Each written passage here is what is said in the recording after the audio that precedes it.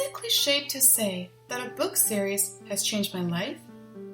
For one of my birthdays, my best friend gifted me the Farseer trilogy, written by Robin Hobb, a good friend of fellow author George R.R. Martin, the mastermind behind mega-hit saga Game of Thrones, as you all know by now.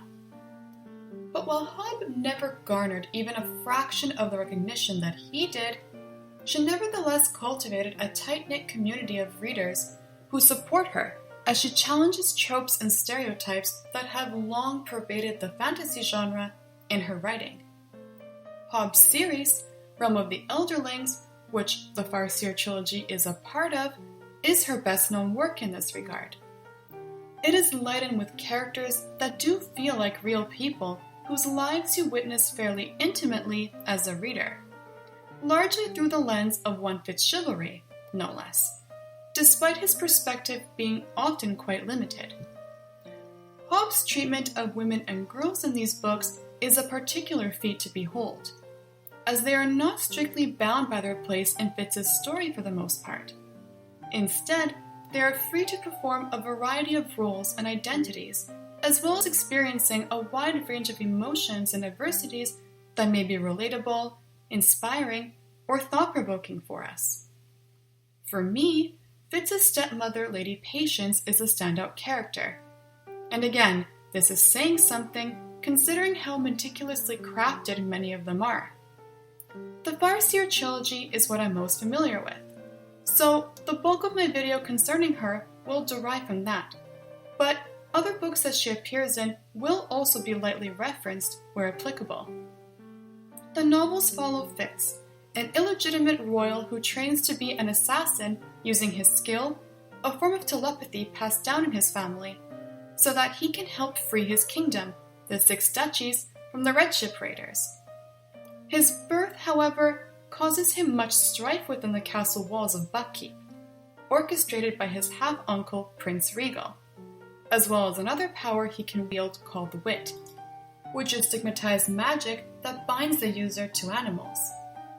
First and foremost, in light of Hobb revealing that characters in the Six Duchies are brown-coated, Patience being one of many people of color is monumental for a series being written in the 90s and 2000s, when franchises like The Lord of the Rings and Harry Potter dominated conversations surrounding the fantastical. Until recently, fantasy tended to be defined by white-coated characters, and it became especially problematic when they were more likely to be considered for heroic, or really even primary roles in general, over other races that may have appeared in a tale. So to see a character like Patience being how she is, and still unapologetically stealing the show, as we will now discuss, sparks much hope for the diverse voices that deserve to share this space with other fantasy writers, and the endless possibilities in store for the genre as a whole. The most important element concerning Hobb's characterization of Patience is that she subverts the antagonistic stepmother ever so prevalent in mainstream media. Now, portrayals of stepmothers have improved over the decades, and even when we examine our favorite media retrospectively, we can find positive examples in the likes of Stepmom, Rugrats, and more recently, Spy Family. But the idea that fictional stepmothers could be inspired by good people who have loving relationships with their stepchildren was nonetheless a relatively new concept, particularly in literature when Hobb was writing her books.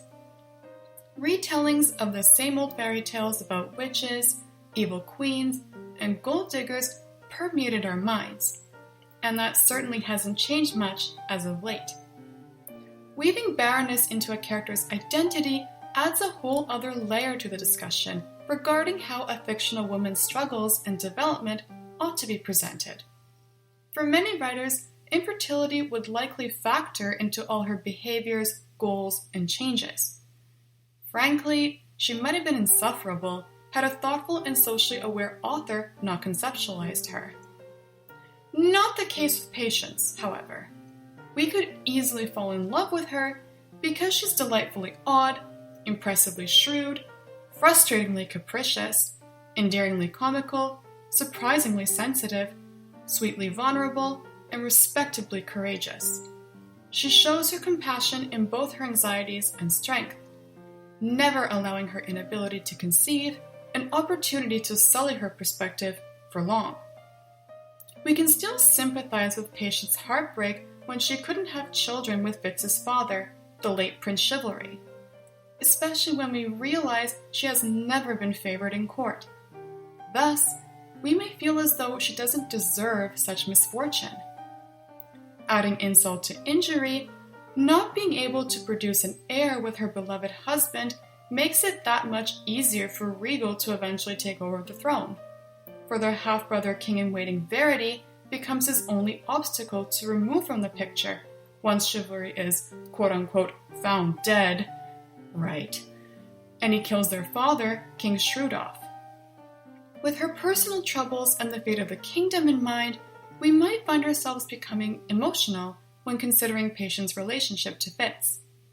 It's less to do with her being barren, however, and more about a person full of love to give coming together with another who has always wanted real love in their life.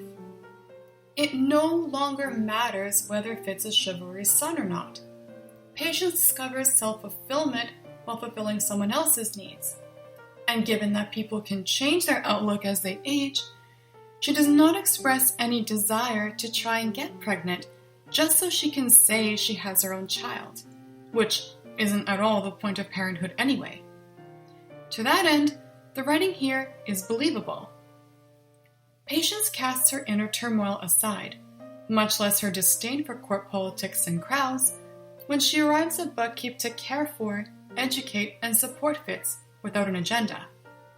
While she certainly wants him to do right by others, she nonetheless remains by his side when the devotion of most other allies proves conditional and fleeting, whether intentional or otherwise.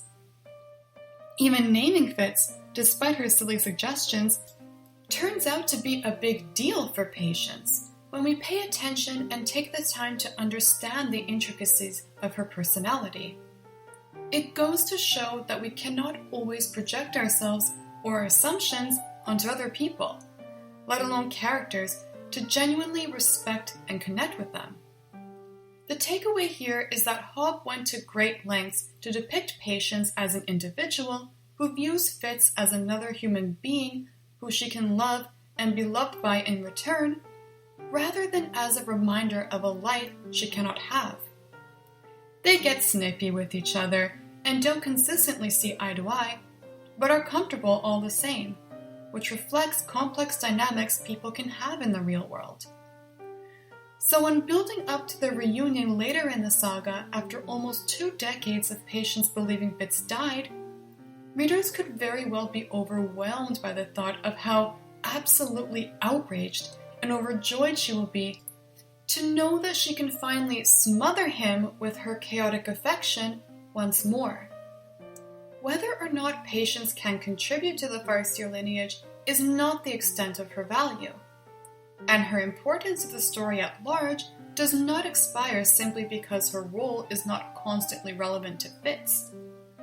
She possesses neither the skill nor wit as many key characters do, but she evidently does not need special powers for us to explore her psyche, pathos, charms, or worth. If anything, the characters that have them are more so portrayed as less heroic, or not at all. Perhaps to demonstrate that heroes aren't necessarily defined by arbitrary traits. Instead, they could be anyone who recognizes the need for leadership at any given time, as well as knowing when to share or pass on the responsibility. And we can see this in Patience's resolve. A common theme in Hobb's series is that most, if not all, the characters don't live up to their names. When they're not exhibiting the opposite traits of what their name suggests, they usually come across as quite dorky, and even kind of pathetic if we're being honest. She's no exception to this, but it's not as though she's one to conform to other characters' expectations anyway. For all her eccentricities and fixations on random projects, though, Patience is actually very perceptive and resilient, adding to her affectionate nature. She's not particularly sociable except with her intimate circle, but will pull citizens together to defend Buckkeep and the coastal duchies, in addition to making connections when it matters the most, as she realizes there are bigger things at stake than her. Patience willingly gives up the throne to Queen Consort Catrican upon her return to Buckkeep, obliterating the idea that there must be a quote-unquote better woman to pieces, electing instead to lift up her fellow woman and honor said woman's rightful role. Patience sells her jewelry to fund the kingdom's defense from the Red Ship raiders, despite whatever significance they hold for her. She puts herself at risk, even when there's no guarantee that help will arrive. We don't normally associate quirky characters with heroics, but Patience is one of many in fiction to disprove the notion that leadership can only be performed in certain ways. What's more, she doesn't sing her own praises nor hold anything against others. On the contrary, Patience would be the first to encourage them to assume initiative themselves. It's because she's assertive and isn't afraid to reveal her thoughts when appropriate. She simply allows others to think she's derealized so she isn't targeted before she has the chance to strategize and act upon her goals. I've read suggestions by fellow readers that Hobb might have written Patience as autistic or an individual with ADD. Regardless of how you wish to interpret her behavior, I think it's well-intentioned. Like other main characters, Patience is presented as having charm in spite of her flaws. And given that all the main characters are captivatingly strange in their own ways, her presentation seems to be treated as an everyday occurrence, rather than something to be repulsed by. Thank goodness. Patience is alienated in the sense that the nobles appear put off by her disinterest toward them. But she isn't outright shunned for being different, from what I could glean. They notice it, to be sure, but just sort of wave it off because they assume she's trapped in her own space and oblivious to what's going on elsewhere. It's interesting to think about in light of the time period this series is inspired by, though it does make me wonder whether we have a tendency to over-exaggerate how things might have been viewed back then. Perhaps the kind of behavior Patience displays was more normalized, but in terms that people understood at the time. In any case, she's smart for using this to her advantage, which maybe shows another side of normalization. The bonds Patience has with other women, most notably Catrican, her maid Lacey, and Fitz's love interest Molly, is very heartwarming. Through these dynamics, she finds validation and purpose.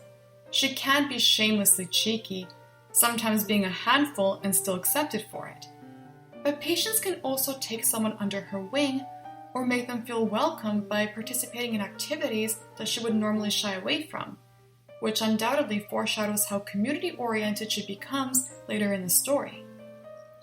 I was surprised to discover that Patience isn't tragically murdered like a lot of characters similar to her generally are, let alone the ones in this series. She not only lives out a good portion of her life, relatively speaking, outliving much of the main cast, but she also dies peacefully, finally reuniting with chivalry.